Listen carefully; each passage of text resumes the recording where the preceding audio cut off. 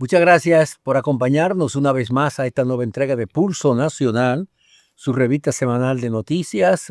Ofreceremos comentarios, análisis e informaciones de la actualidad política y económica del país.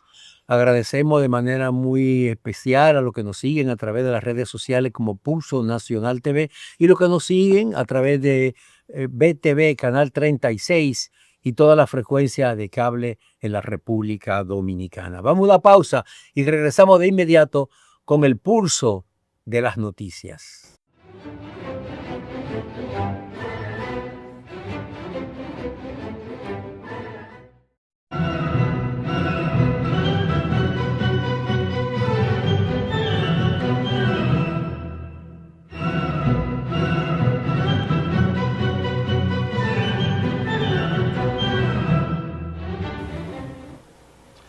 Doctor Cárdenas, ¿cómo estás? ¿Cómo se siente?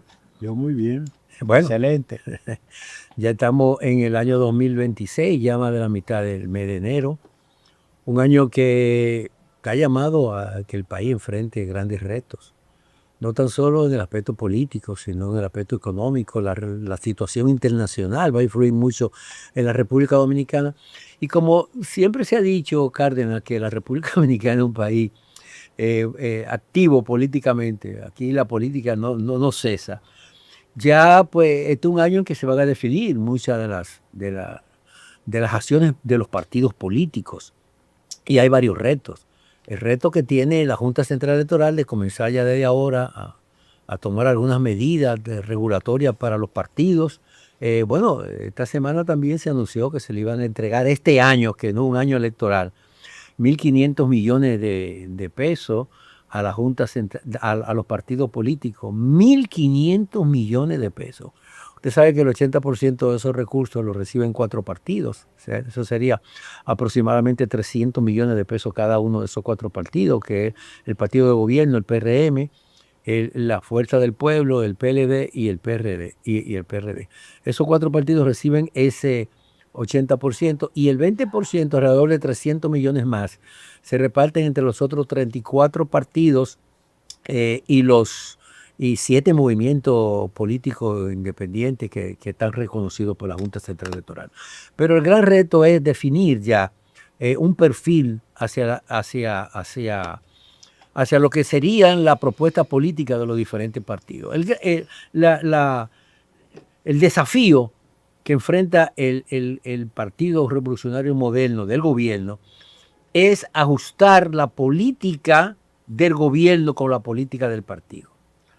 ¿Por qué? Porque en este año se va a realizar una convención interna para escoger las autoridades del PRM y de seguro que será escogido como nuevo presidente del partido el presidente Luis Abinader. Eso se decidió en una reunión amplia que se celebró en Jarabacoa a finales del año pasado. Pero ¿cuál es la situación? Ahora mismo hay una fisura a lo interno del PRM por un reclamo de que muchos extrapartidos que han sido designados en el gobierno están procediendo a cancelar y a reprimir a muchos miembros de ese partido para colocar en su lugar a otras personas, amigos relacionados con eso.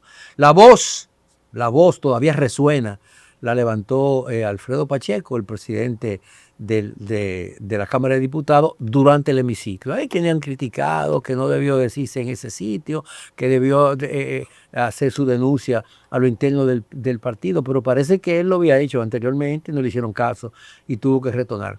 Pero el hecho de que él lo dijera ya puso en movimiento todo un andamiaje para que muchas de esas cosas se corrijan. Han habido muchos comentarios desde el principio de año de algunos de los funcionarios que ha nombrado el gobierno, que en las rotaciones que se hicieron ahora a principios de este mes y nuevos funcionarios que entran al tren gubernamental están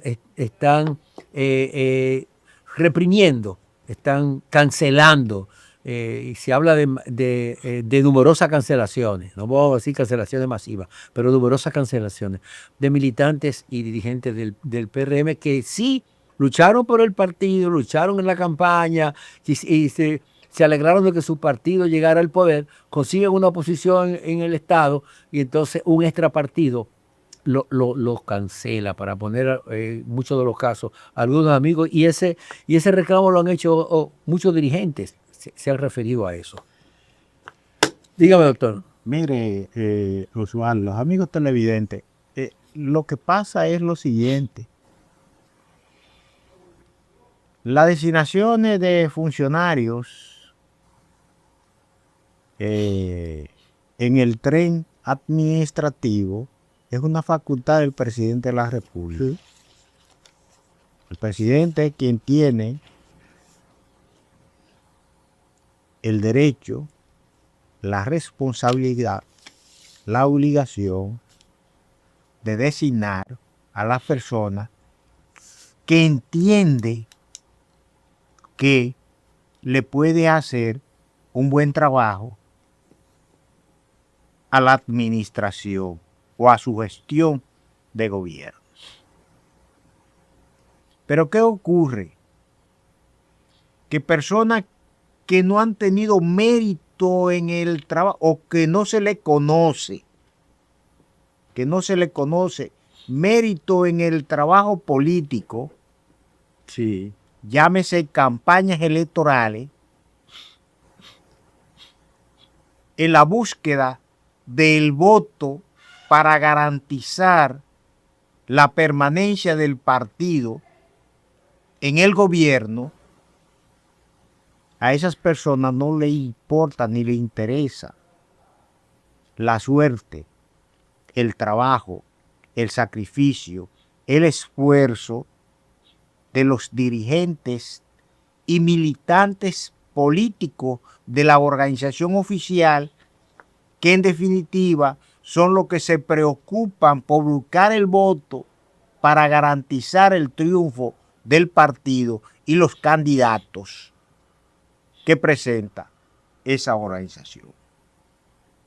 Es muy bueno tú llegar al gobierno o llegar a una posición, y de esa posición entonces los técnicos que han sido nombrados, pues vamos a despedirlo y llevar mis amigos, porque con ellos yo me siento bien. Pero ocurre que esos amigos tampoco hicieron el trabajo que se necesita en el proceso electoral para garantizar el triunfo del candidato o los candidatos y el partido del gobierno. Alfredo Pacheco tiene razón. Alfredo Pacheco tiene razón. Y tiene razón Ramón Alburquerque, que también se pronunció al respecto. Ahora, lo que se discute es si tiene o no razón, o si lo que planteó debió haberlo hecho en otro escenario a nivel interno del partido. Pero dicen que él lo había planteado, que ellos lo habían planteado de manera sistemática en sus organismos, y que llegó un momento en que ya él no podía, ya no soportaba más y explotó. A Hipólito, porque funcionarios que han dejado sin posición son del grupo de Hipólito Mejía. Caso ministro de Agricultura. Limber Cruz, un cuadro del grupo de Hipólito Mejía. Que por cierto, Limber, con gran conocimiento en la producción de plátano en la región del Cibao, productores de plátano necesitando cepa para la siembra hace un año, hace 2 años, y realmente en la regional de La Vega, donde se concentró la mayor parte, porque está una de las mayores producciones de plátano en esa zona, nunca habían cepa. Cuando se mandaba de aquí, el viceministro de producción mandaba órdenes para la entrega de cepa, nunca esas cepas aparecían. Y entonces los productores tenían que comprarla ahí mismo, en esa regional. Esa es una situación que se daba, y se hablaba de abundancia, y se habla de gran trabajo en el área de agricultura. No, el trabajo lo hacían los productores, no por el interés y el seguimiento que le daban los técnicos de agricultura a los productores, ni el financiamiento, porque a algunos se lo daban y a otros no. Entonces, esos son retos que tiene el gobierno y el nuevo ministro que encarar. Mira, en el caso de, no está solo en el caso de agricultura, el gran reto que tiene, porque fíjate, la población reclamaba cambios en el gobierno. El gobierno tenía que hacer cambios. El presidente, atendiendo esa demanda, hizo algunas rotaciones, como el caso de Yayo San Lobatón, que estaba en aduana y lo mandó para Industria y Comercio, el mismo Hito Bisonó, y otro funcionario que lo rotó y lo designó. Pero ¿qué sucede? Que esos cambios y la actuación de muchos funcionarios puede definitivamente dañar la relación que debe de existir, la armonía que debe existir, como tú bien lo señalas, entre el partido, que es la sustentación política del gobierno, y la ejecución de los funcionarios del gobierno, la acción propia del gobierno. La relación partido-gobierno tiene que estar armonizada. Mientras se habla en los medios de la unidad que debe de existir, algunos dirigentes del partido que ocupan posiciones públicas señalan esa necesidad. Sin embargo, las bases se quejan de que son ignorados y que no se les da participación. Que han sido marginados. Y que han sido marginados. De todo modo, yo le voy a decir algo a usted. Pero es el gran reto que tiene que asumir. En la pasada campaña electoral, buenos técnicos hicieron un enorme trabajo para garantizar el triunfo del Partido Revolucionario Moderno. ¿Y qué ha ocurrido? Que esas personas han estado fuera del gobierno. Entonces, ahora, eso se explica realmente porque Luis, en el caso de Luis, tenía una particularidad. La población lo asimiló. Pero ahora, los candidatos que va a presentar el Partido Revolucionario Moderno, o el candidato que va a presentar para las elecciones dentro de 2 años, debe contar con el aval no solamente de la población, sino de los militantes y simpatizantes y dirigentes del partido. Que si eso definitivamente van a hacer el trabajo. Si eso no ocurre, muchos de esos dirigentes, militantes y simpatizantes que buscan el voto, no se van a mover. Entonces, eso es un reto grande que tiene el Partido Revolucionario Moderno Y en este caso, los funcionarios que son designados por el presidente de la República. Mira, eso... Y eso obliga a tomar en cuenta a esa dirigencia, a esa militancia, porque esa militancia trabajó para gobernar. Claro, claro. Trabajó para gobernar. Sí, claro que sí. Pero mira, no trabajó para sentarse a ver lo que se hace.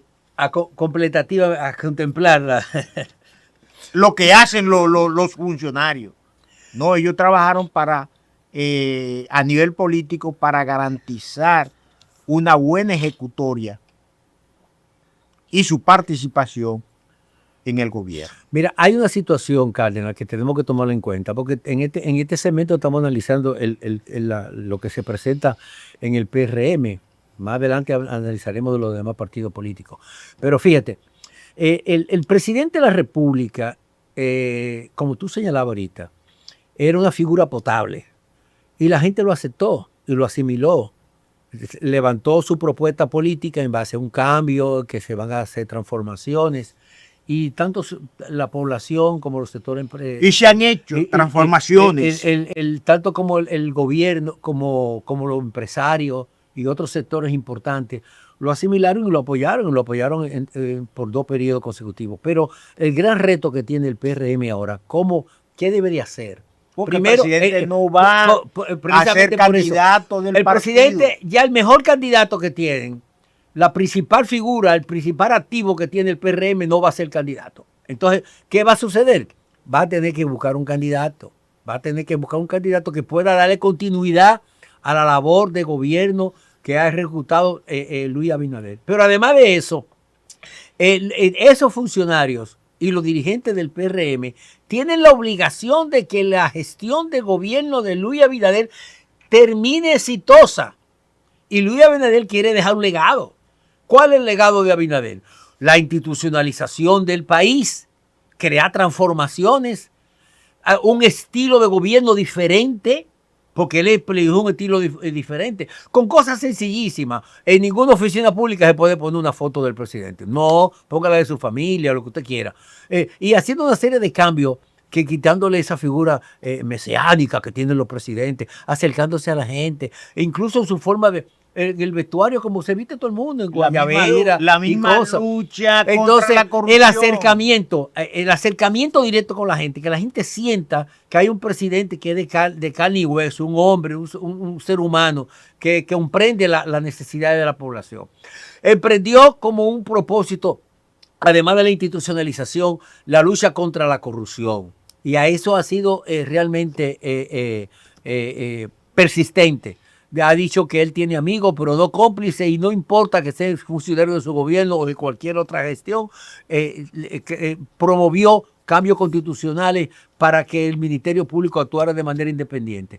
Incluso segregó parte de la responsabilidad que tenía el Ministerio Público, creando el Ministerio de Justicia, para que el Ministerio Público, la Procuraduría General de la República, se enfocara directamente en la persecución del crimen y no perdiera tiempo y cosas de que hacer una certificación o la cárcel. No, eso se va a encargar otra instancia del Estado. Ese gran legado que ha hecho el presidente y que está dispuesto ya en esta nueva fase, como él mismo lo anunció, un relanzamiento del gobierno, presentar una cara distinta para que los cambios que se van a seguir haciendo se cumplan con las metas. Y tú recordarás, Cárdenas, que a principios de este mes pues hubo un consejo de gobierno ampliado. Y se tomaron 40 medidas estratégicas muy importantes, tanto en el aspecto salud, como en el aspecto seguridad, como en el aspecto educación, que entre todos ellos. Ahora, ¿quiénes serían los que tienen mejor perfil dentro del PRM como candidato? Bueno, hay muchos precandidatos, pero los que tienen mejor perfil hasta ahora, en este momento, es David Collado, el ministro de Turismo, y también la alcaldesa Carolina Mejía. Son los que la mayoría de las encuestas, aunque hay otros Está el caso de Yayo Lobatón, el mismo Guido Gómez Mazara, que ha hecho un trabajo extraordinario. Funcionarios que no han sido movidos en este gobierno, que Sí, tienen pero- 5 años. Sí, pero eso vamos a tratarlo después de una pausa, de la próxima pausa comercial.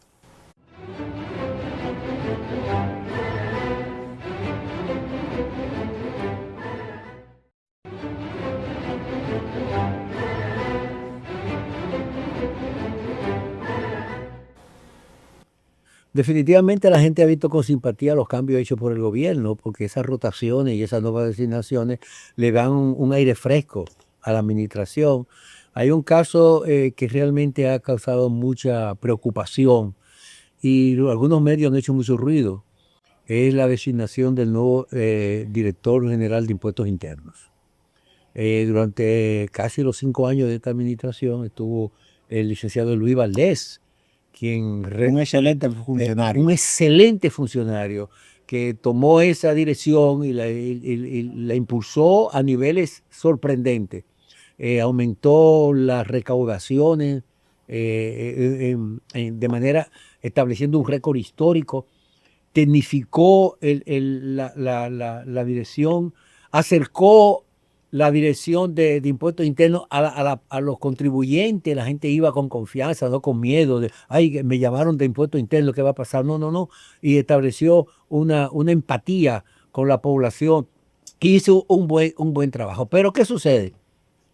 Que la designación del presidente Abinader, del licenciado Magín Díaz, como ministro de Hacienda, eso creó una fisura. Porque tú recordarás que Magín Díaz fue director de impuestos internos también en la administración del PLD, la administración de Danilo Medina. Y que aunque una persona que estaba muy ligada al gobierno anterior, se le reconoce como un técnico muy preparado y parece que una de las cosas que ha querido hacer el presidente Abinader es, independientemente del partido político, la simpatía política que tengan algunos técnicos, está utilizando personas que son extrapartidos. Aunque yo entiendo que hay mucho talento y muchas capacidades dentro del Partido Revolucionario Moderno que podrían utilizarse, pero es una decisión del presidente. Eso creó cierta fisura y se comenta que no se sentía muy a gusto ya en esa posición el licenciado Valdés. ¿Por qué? Porque aunque la Dirección de Impuestos Internos está adscrita al Ministerio de Hacienda y ahora Hacienda y Economía, no es un órgano autónomo, administrativa y presupuestaria. O sea, el ministro de Hacienda no puede meterse en impuestos internos a tomar decisiones y nombrar gente. Y eso fue lo que sucedió, según se ha trascendido en algunos medios, de que cuando designaron al nuevo ministro, el nuevo director de impuestos internos, el ministro fue y dio órdenes y mandó a sustituir algunos viceministros, algunos subdirectores del departamento y puso gente vinculada a él, echó boche y dijo, a partir de ahora me van a haber metido a mí aquí, porque yo soy el ministro de Hacienda. En una actitud que para muchos fue una actitud que, de acuerdo a lo que ha trascendido esos informes, es una actitud un poco arrogante y no se corresponde con el tratamiento ni el trabajo realizado por Luis Valdés, que afortunadamente el presidente de la República lo designó como presidente del banco del grupo del Seguro Banreserva, posición que ocupaba Nelson Arroyo anteriormente. Entonces, realmente esos son los detalles que hay que cuidar en esa relación con la designación de personas extrapartido que van a la posición en el gobierno. Pero hablábamos también en el segmento anterior de funcionarios que no han sido removidos. Ajá. Está David Collado. David Collado tiene 5 años. Ha hecho una buena labor, indudablemente, pero no ha sido removido tampoco Franklin García Fermín, quien es el ministro de Educación Superior, Ciencia y Tecnología, pero que quizás no lo ha sido removido porque se está trabajando, se espera ya una fusión de ese ministerio con el Ministerio de Educación. Y otro funcionario que no ha sido removido, ¿usted sabe cuál es? el canciller, Roberto Álvarez. Esos son los únicos 3 funcionarios que tienen 5 años y 2 sido removidos. Para muchas personas dicen, bueno, que el gobierno no ha removido, sí, lo ha removido mucho. Esos 3 no lo ha removido. Ha hecho rotaciones y ha cambiado algunos. Pero el presidente dijo que se esperan nuevas remociones. Sí, la población está esperando nuevas remociones. Usted analizó con mucha profundidad, doctor, la situación interna que tiene el PRM, pero los otros partidos están preparados ahora para este año. En el caso de la Fuerza del Pueblo, el candidato a la presidencia, todo el mundo sabe que es el presidente Leonel Fernández. Aunque a lo interno hay grupos que están promoviendo a su hijo. Omar Fernández, pero eso yo creo más que es una estrategia. Es una estrategia para evitar que otros aspiren y cerrar el círculo. Que cualquier otro dirigente, que hay muchos dirigentes en ese partido que tienen condiciones para ostentar la candidatura presidencial, pero que como un partido construido en base a la figura de una persona, es un traje hecho a la medida, entonces nadie se atreve, al caudillo, al jefe, a la máxima autoridad de ese partido, a competir con él. Y los que lo han intentado en el pasado, cuando él era presidente del Partido de la Liberación Dominicana, han visto la consecuencia. Sí, se estrellaron. Se estrellaron contra un muro. Contra ese muro. Y entonces eso está ocurriendo ahora en el partido Fuerza del Pueblo. ¿Y el PLD? Y Fuerza del Pueblo, que fue creado a imagen y semejanza de Leonel Fernández. Leonel Fernández. Ajá. Él es presidente de la República, que será el candidato de esa organización política, enfrentará dificultades, enfrentará problemas. Hay sectores ahí que promueven a su hijo y otros por debajo aspiran a ser candidatos de esa organización política a la presidencia de la República. Igual situación ocurre en el Partido de la Liberación Dominicana. Es peor. La guerrita ahí es más fuerte. Ahí hay varios precandidatos. Hay varios precandidatos, como usted dice, pero el dueño de ese partido se llama Danilo Medina. Él es el que tiene la llave de abrir y cerrar. Nadie hace nada sin la anuencia de Danilo Medina. Y el candidato, quien será el candidato de esa organización política, tendrá que contar con el aval, con el apoyo, con el sustento de Danilo Medina. Bueno, ninguno, aun cuando tenga los méritos políticos, esos méritos adquiridos en esa organización, por un lado, o que tenga cierta simpatía en la población, no serán suficientes si no cuenta con el aval del expresidente Danilo Medina. Bueno, hay varios precandidatos. Sí. El primero que se lanzó fue Francisco Javier García, que dijo, no, yo voy a ser precandidato, yo voy a ser candidato de mi partido. Y lo dijo con firmeza y se lanzó antes de que todo el mundo hablara de eso. La Junta Central Electoral llamó la atención de que no estamos en pre-campaña, pero él la seguía haciendo su encuentro. Pero Francisco el exalcalde de la ciudad de Santiago, quien fuera candidato presidencial de esa agrupación política, también aspira a ser nuevamente el candidato para las elecciones. Y Francisco Domingo Brito también tiene un movimiento que está aspirando a eso, pero lo que más causó sorpresa fue el movimiento que se hizo en un establecimiento hotelero del país, ya finalizando el año pasado, cuando se propuso el lanzamiento de la candidatura de su amigo, el amigo personal suyo, Gonzalo Castillo, el Penco, aspirando también, que es el favorito del bueno. Fue el favorito del presidente Danilo Medina, del presidente Danilo Medina, que lo impuso por encima de lo demás. lo impuso por encima de todo el Y mundo. eso le creó problemas. Le creó problemas muy serios. Le creó en, problemas muy serios. en esa agrupación Pero política. parece que Gonzalo Castillo decidió lanzarse, que dice, bueno, frente a esta situación yo quiero Pero ser- Gonzalo Castillo no es amigo mío. Yo no soy amigo de él. No hemos tenido nunca ningún acercamiento, ningún roce. O sea que Usted es un simpatizante y amigo de Gonzalo Castillo. Pero ahí la situación va a ser un poquito más competitiva, porque hay varios precandidatos. Como se ha señalado al final, quien va a decidir quién ostentaría la candidatura presidencial sería el expresidente Danilo Medina. Danilo Medina, que es el dueño de ese partido. Hay una situación, Osvaldo, y quisiera, y amigos televidentes, miren, En el caso del PRD, eso no se toma en cuenta. El PRD es no de hable de partido. PRD, que eso no es partido, eso no existe.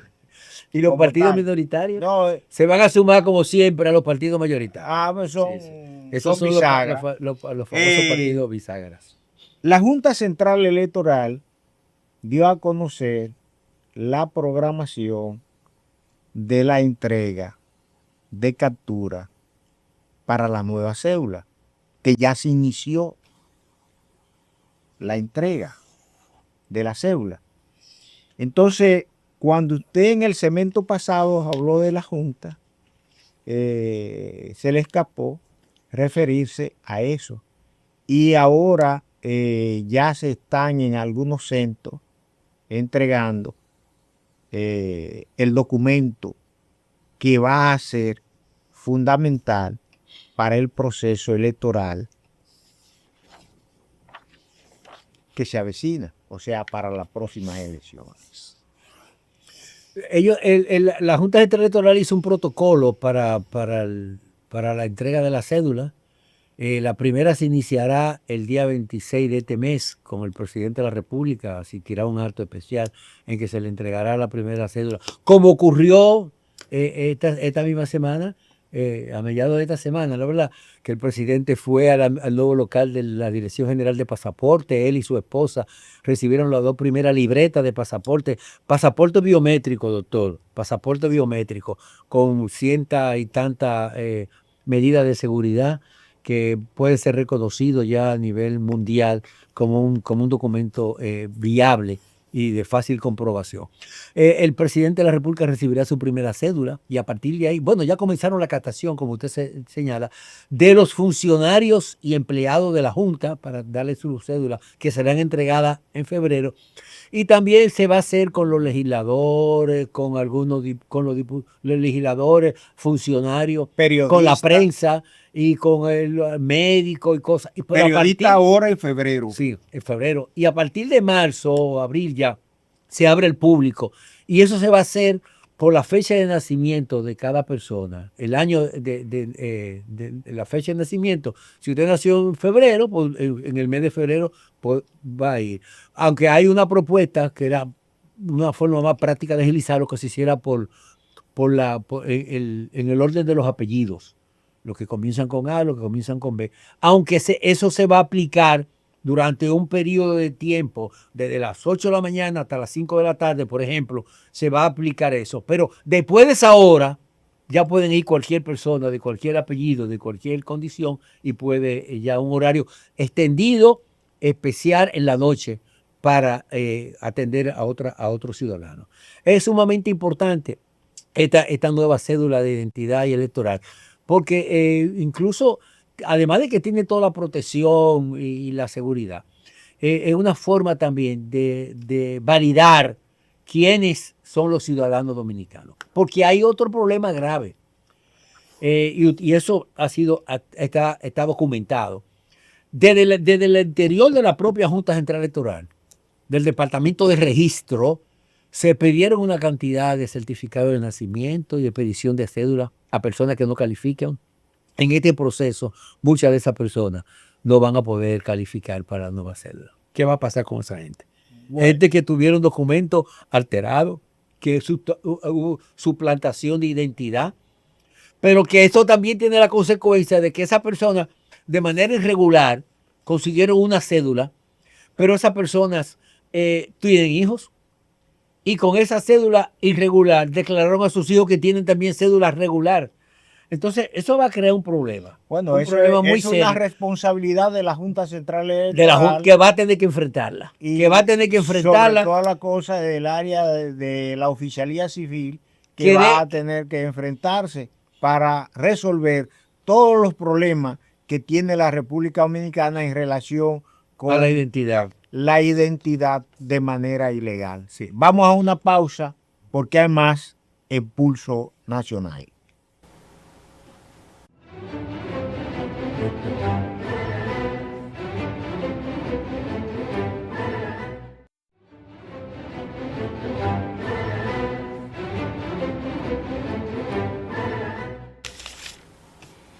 Bueno, Osvaldo, todo parece indicar de que el año escolar corre el riesgo de ser afectado por las acciones incorrectas de la Asociación Dominicana de Profesores, la ADP. Y todo esto por el hecho de que ellos están demandando del gobierno desistir de la fusión de los ministerios de Educación Superior, Ciencia y Tecnología y Educación. La ADP debe concentrarse en formar a sus profesores. Eso no le interesa a ellos. La ADP debe concentrarse en mejorar la educación, porque con el 4% que fue aprobado y que ha sido destinado a la educación en sentido general, educación en sentido general, ellos han sido los mayores beneficiados. Antes existía la Secretaría de Educación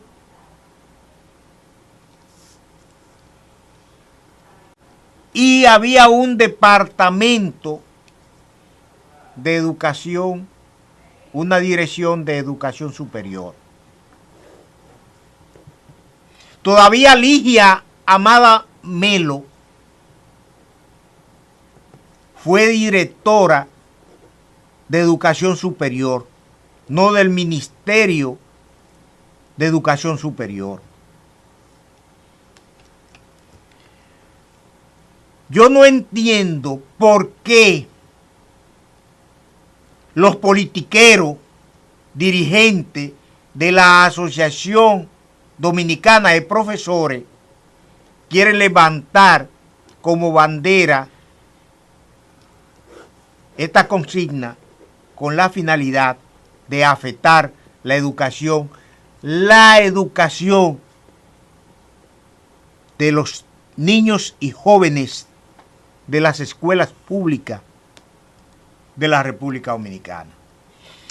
Mira, sin tomar en cuenta, Eduardo, el presidente de la ADP, sin tomar en cuenta que ellos han sido los mayores beneficiados del 4% que fue aprobado por ley y que el expresidente Leonel Fernández nunca quiso aplicarlo. Y que el Partido de la Liberación Dominicana en 2013 lo aplicó por una posición firme de la población dominicana de que se aplicara el 4% aprobado por ley. Entonces, yo no entiendo, y aquí llamo a la población a ejercer su derecho, a llamar a los profesores a asumir su responsabilidad de impartir docencia y prepararse. Impartir docencia y prepararse. Mira, lo que pasa es, hay una actitud de la Asociación Dominicana de Profesores y es lamentable. Se supone que la ADP es un gremio de los profesores, que debe de luchar por la superación y el bienestar de los superiores.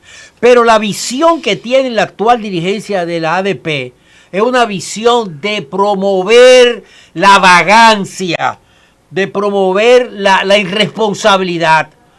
Cualquier pretexto, hasta cuestiones personales de un profesor, tratan de justificar una paralización, porque ellos no pueden hacer un reclamo al Ministerio de Educación cuando hay una falla o una falta en una escuela. No, ellos amenazan con suspender la clase y se van y suspenden la clase. Cada día que se pierde de suspensión de clase representa miles de millones de pesos que se pierden en el Estado Dominicano, nosotros los contribuyentes que pagamos. 9.600 millones de pesos ha costado el abandono escolar en la República Dominicana. Hay una actitud de responsabilidad. El ministro de Educación anunció que el día 6 de enero se iba a iniciar el año escolar. ¿Y qué dijo la ADP? No, el día 6 no, vamos a dejarlo para el día 8, para cogernos 2 días más de descanso. Porque son vagos los que están promoviendo la vagancia y la irresponsabilidad. Su principal responsabilidad es formarse ellos y enseñar a los estudiantes. ¿Y a quiénes perjudican? A los más pobres. Los hijos de la clase media y los ricos van a colegios privados y ahí no se hacen huelga. Ahí no se hacen paro, aunque son peores pagados que los beneficios que reciben los profesores de la ADP y del Estado dominicano. Y el sistema educativo dominicano ha sido un fracaso. El sistema educativo dominicano se ha sido casado. ¿Qué quiere, por ejemplo, el presidente de la ADP, Eduardo Hidalgo? No, que lo nombre el ministro. Él quiere gobernarlo, él quiere hacer... cuando el ministro toma una decisión, él siempre se opone. ¿Qué tiene que ver la ADP con el Ministerio de Educación Superior? Es un organismo aparte. Los profesores de la ADP no son del Ministerio de Educación Superior, son otra cosa diferente. Ellos se oponen porque el PLD se está oponiendo y otros grupos se están oponiendo a eso. Él es dirigente del Partido de la Liberación Dominicana. Entonces actúan desde el punto de vista político partidario, no con una vocación de servicio, ni no con una responsabilidad como gremio, ni como profesor. Y en educación ha habido logros. Muchos logros importantes. Y se están haciendo cambios. Y voy a citar un logro importante para los estudiantes, ese transporte a nivel nacional. El traje implementado. Claro. Eso no a nivel nacional. La remodelación, rehabilitación de los planteles escolares. Sí, oye, mientras 261 centros educativos. Pero tú sabes cuándo. Fue ahora en esta breve vacación, este periodo de Navidad. Mientras los profesores y los dirigentes de la AMB estaban disfrutando de su Navidad, de su día de asueto, había un equipo trabajando, 261, dice usted. Sí, 200. Planteles fueron. Pero la ADP no dice eso. Hay un plantel, se daña un baño en una escuela y lo publican y hacen una huelga por eso. Pero ellos deben decir, bueno, señores, mientras estamos nosotros disfrutando de esto, el Ministerio de Educación reconstruyó 261 planteles. Qué bueno, lo celebramos. No, eso no lo dicen, no reconocen nada. Porque lo de ellos es criticado con politiquería y han dañado un gremio que realmente está llamado a cumplir un papel importantísimo en la formación de educación. Cuando la ABP le ha exigido a sus miembros que se preparen, que se capaciten, que mejoren su sistema de evaluación y que den un mejor servicio, aprovechando el desarrollo tecnológico que hay ahora. Y los recursos que reciben. Y los recursos que reciben. De parte del Estado. Como parte de ese 4% y el sistema de la educación. Y el sistema educativo dominicano está en desfase. Porque ya eso de pizarra y un cuadernito, ya eso no se usa. Todo es tecnológico. Hay que aplicarse a eso. Ahora la pregunta, ¿están preparados los profesores dominicanos para eso? ¿Se ha preocupado la ADP de eso? No, yo creo que esa es la situación. Lamentablemente es así, doctor. Mira, hay una información que me gustaría que le comentara, ¿no? Un hecho sin precedentes también. El presidente había propuesto de la República al Congreso Nacional la aprobación de una ley para recoger toda la deuda pública que tenía el Estado Dominicano. ¿Sabe que hay gente que el Estado Dominicano le debe desde hace 30 años, 35 años, contratistas, suplidores, y tenían una cantidad de deuda. Y todos los gobiernos anteriores se habían hecho deuda y nunca la pagaron. El gobierno mandó un proyecto de ley que fue aprobado para que contratistas y otros suplidores del Estado que tenían deuda de 30 y 35 años sin pagar, se le va a pagar, el gobierno le va a pagar. Estamos hablando de ingenieros se quitaron la vida precisamente por eso. Por la deuda. 571 contratistas serán beneficiados con esto. Y estamos hablando de cerca de 2.000 millones. Pero tú sabes quién se opone a eso. Los partidos de oposición se oponen a eso. Vamos a una pausa porque hay mucho más en Pulso Nacional.